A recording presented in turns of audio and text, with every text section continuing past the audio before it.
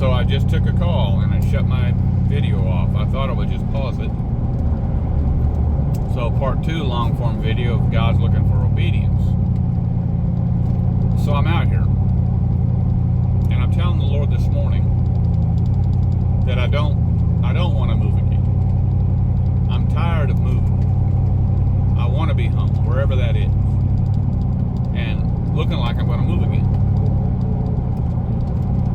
But here's one thing you gotta start learning is that just do the next right thing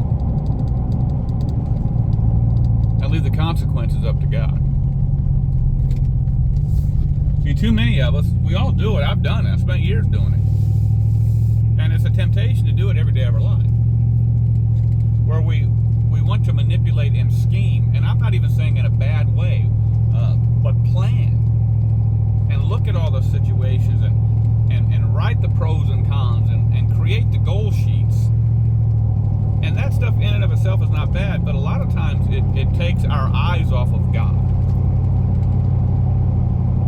When really, if we walk in the light we're given, we use that candle, it lights our 1 or 2 steps. We walk in that light, He gives more light, more steps are lit, but it's a day-by-day, step-by-step life. It's in a lot of ways, it's just easier to live like that. Because once we start, planning, which God tells us to plan, He gives us examples to plan. He gives us examples to goal set. There's nothing wrong with weighing the good and the bad and practicing some wisdom. But what we do is we tend to rely on those things and get our hearts attached to those things. And God's really not going to do anything with them. He's testing our obedience.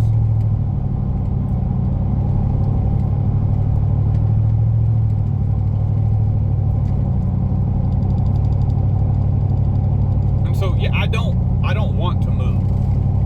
And I'm just praying about it, putting it in my journal.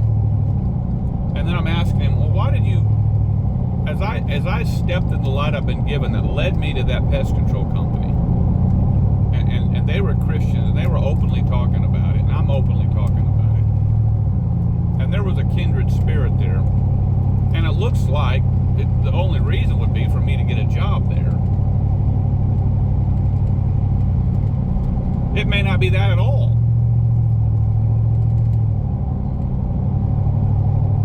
That may not happen at all. But that day, I stepped in the light. I walked in the light that I was given.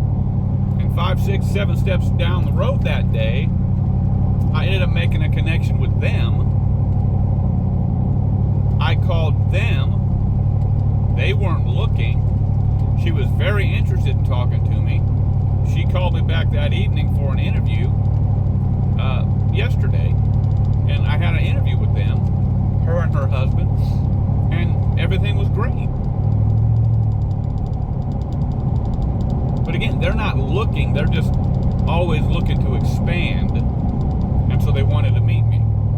And so I'm asking God, if it's not for a job, why the connection? What was the purpose in the connection? Because God always has a purpose. And you may never know what it is. He may let you know. He may not let you know. Immediately or years down the road. But a connection was made.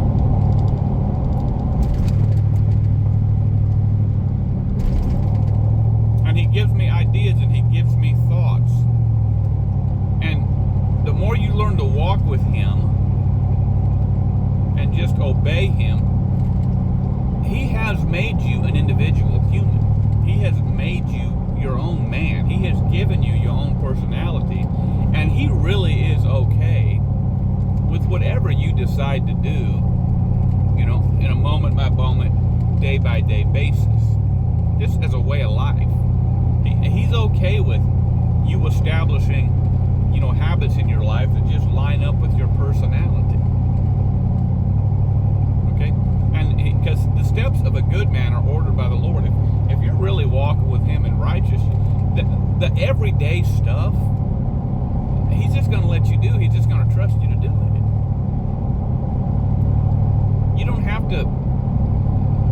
what shirt to wear. I've talked to guys who do that.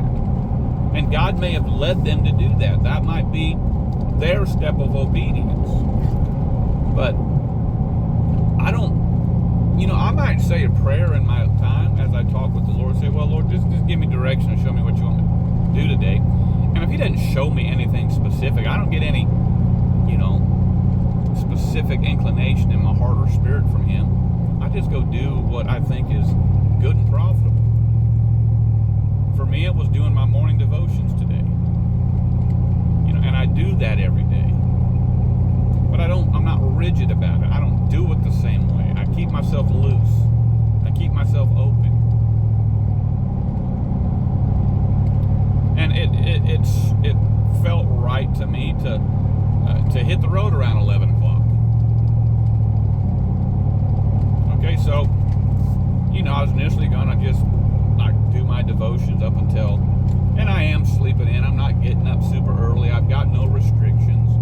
So I was just going to do my, my morning meditations up until, 10:45 and just get dressed and leave. But, I felt comfortable, right? Winding it down about 10:15. I put my clothes on and I'm outside about 10:30, and I think, okay. And I thought, well, there's some things I can do on my trailer repair-wise. I need to put the fenders back on my trailer. So I just started doing that. And got so far and couldn't finish it, but got so far and, had my cup of coffee and, hit the road. And as I'm driving,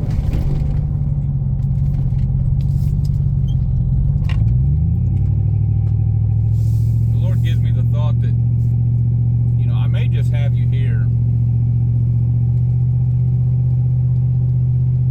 as a place of rest. And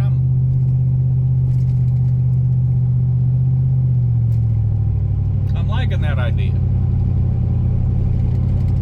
Because like I said, if you're really going to walk with God, you got to get to a place where you can rest.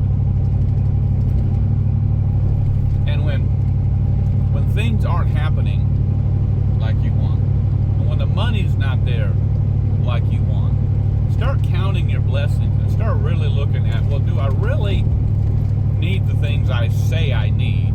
Or do I really have everything I need? And I can just trust God.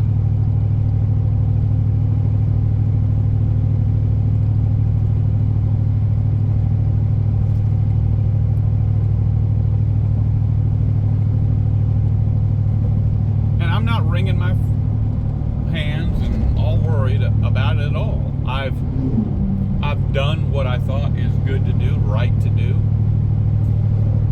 But I don't put my stock in that stuff. I put a couple ads on Craigslist and Nextdoor about me and my business. Hey, I'm in town. Call me for work. And I haven't got a call yet. What interrupted this video was a call for some work, becoming a vendor for another company in property preservation work. So, I'll take her information and run with it. I have filled out a couple applications online. Maybe 3 or 4. Only heard back from one as a rejection. I don't worry about it.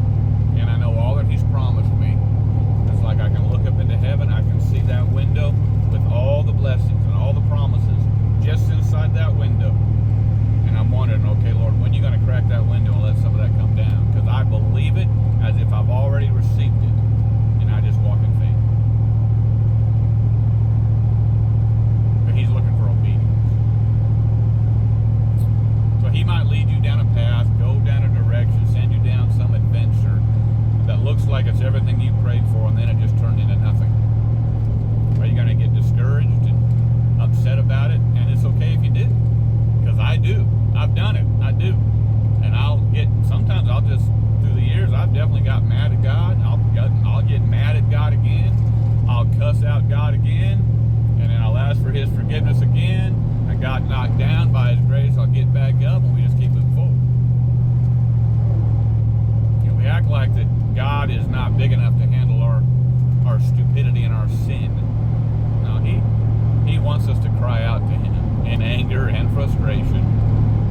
He's big enough to handle it.